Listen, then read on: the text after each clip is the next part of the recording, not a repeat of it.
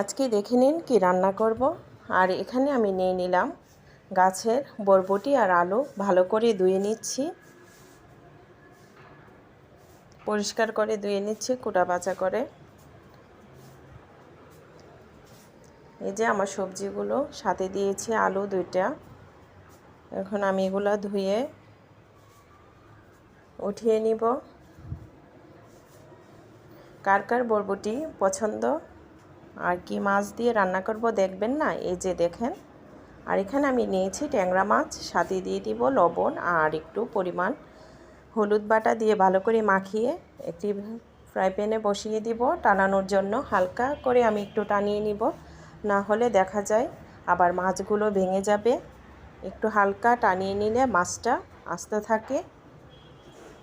আর আমার তরকারিটা যখন সিদ্ধ হয়ে যাবে তখন আমি মাছটা দিব। আর এখানে আমি একটু সবজিটা হালকা একটু টানিয়ে নিচ্ছি, সাথে দিয়ে দিলাম পরিমাণ মতো লবণ দিয়ে একটু ভেজে নিচ্ছি। একটু টানিয়ে নিলাম। আর এখন তরকারিটা বসিয়ে দিব কয়েকটি ডেকে পরিমাণ মতো তেল দিয়ে, সাথে একটু লবণ দিয়ে দিব।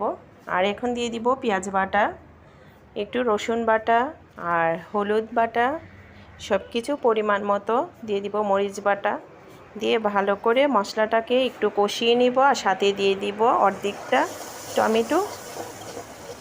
টমেটোটা দিলে খেতেও ভালো লাগে, রঙটাও কালারটা অনেক সুন্দর আসে। চেষ্টা করি সব রান্নার ভিতরে একটু টমেটো দেওয়ার জন্য। আর এখন যে আমি সবজিগুলো টানিয়ে রেখেছি সেই সবজিটা আমি দিয়ে দিব মশলাটার সঙ্গে, ভালো করে মিশিয়ে আমি আরেকটু কষিয়ে নেব। কে কে এই সবজিটা হালকা একটু টানিয়ে রান্না করে, আমি একটু ভাবলাম আজকে একটু টানিয়ে রান্না করি। আমার অনেক সময় না টানিয়ে রান্না করি, যার যেটা পছন্দ। আর একটু দিয়ে দিলাম পরিমাণ মতো পানি দিয়ে আমি নাড়াচাড়া দিয়ে ঢাকনা দিয়ে ঢেকে দিব কষানোর জন্য। এই দেখেন কালারটা দেখতেই দারুণ লাগছে। আর এখন আমি ঢাকনা দিয়ে ঢেকে দিলাম।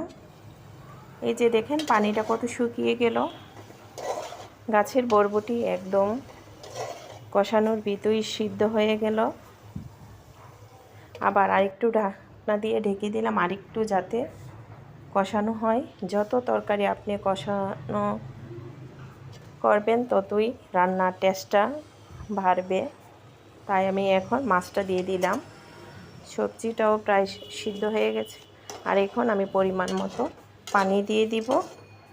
মাছটা দিয়ে পরিমাণ মতো পানি দিয়ে দিলাম।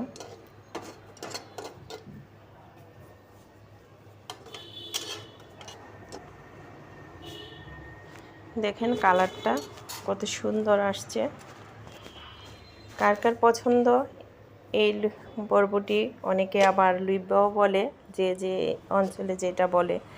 এই সবজিটা অনেকে ভর্তাও খেতে পছন্দ করে, ভাজি খেতে পছন্দ করে, তরকারি রান্না করতে পছন্দ করে। এই সবজিটা সব কিছুই করা যায়। তরকারি রান্নাটাও দারুণ হয়েছে, খেতেও ভালো লাগছে। 3টা কাঁচামরিচ দিয়ে দিলাম। আর কীরকম হয়েছে আজকে রান্নাটা, সবাই ভালো থাকবেন। আল্লাহ হাফেজ।